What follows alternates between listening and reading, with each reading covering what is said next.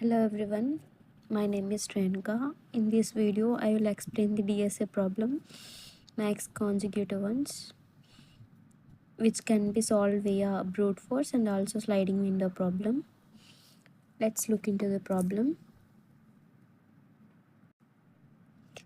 Initially, what is max consecutive ones?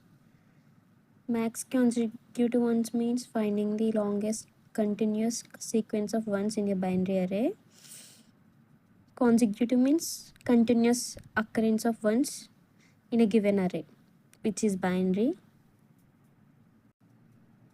Here, for example, here given a nums array which contains from 0, as we consider 0 to 3 indexes, there is consecutive occurrence of ones. Our problem is to find the occurrence of max consecutive ones in this problem. Before going to problem, we need to know about the flipping. Flipping means changing a 0 into a 1.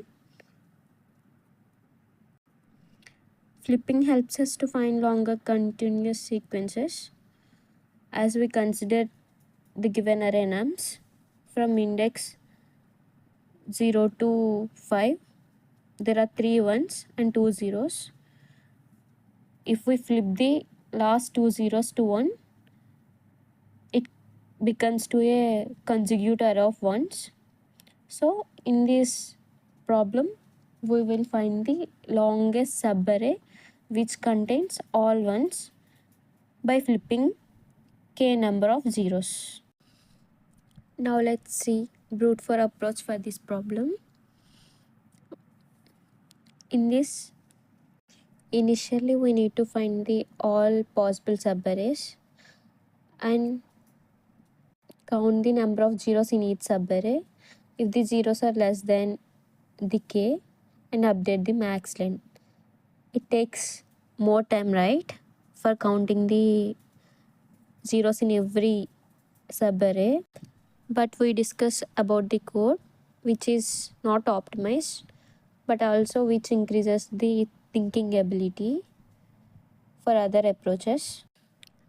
In this approach, we use the two for loops which leads to time complexity of n square. Outer for loop fixes the starting index of the subarray. In each iteration, there starts a new subarray. And also, the inner for loop tells about the, it checks how long the subarray can continue and it extends the subarray forward.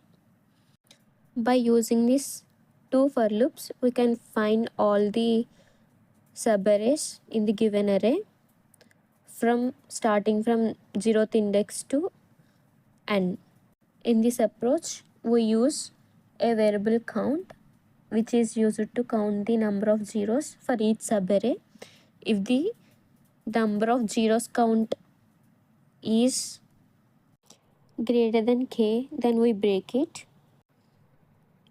In this, there is a variable called max length which tracks the longest subarray which contains more number of zeros with k or less than k zeros, which is used to flip the zeros to 1. As comes to conclusion, in this we use the variables called count, max length, count which counts the number of zeros, and max length which tracks the longest subarray length, and also loop variables I and j, which leads to space complexity to set to 0 of 1 O of 1, and the time complexity of this is O of n square, as we use two for loops. As we coming to next approach, which is sliding window, it is explained by my friend. As now we can see the optimal approach for the given problem. For the optimal approach, we use the sliding window with two pointers. This is the best and expected solution. The core logic here is to implement the sliding window technique. The main idea is to maintain a window from using the left and right pointer such that the number of zeros inside the window less than or equals to the given k, and expanding the window by moving the right pointer, and shrink the window by moving the left pointer when the zero exceeds the k. The step-by-step logic: we initialize the left variable and the zero count variable and max variable with zeros, and moves the right pointer from 0 to n minus 1. If the zeros count is greater than k, we move the left forward and reduce the zeros in the window.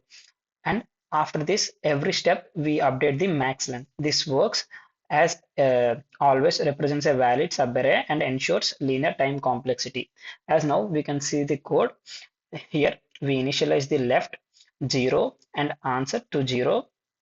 Then we run a loop while right pointer moves from the index 0 to n minus 1. Whenever the element is 0, we increment the zero count. If the zero count becomes greater than k, we enter the while loop and move left forward.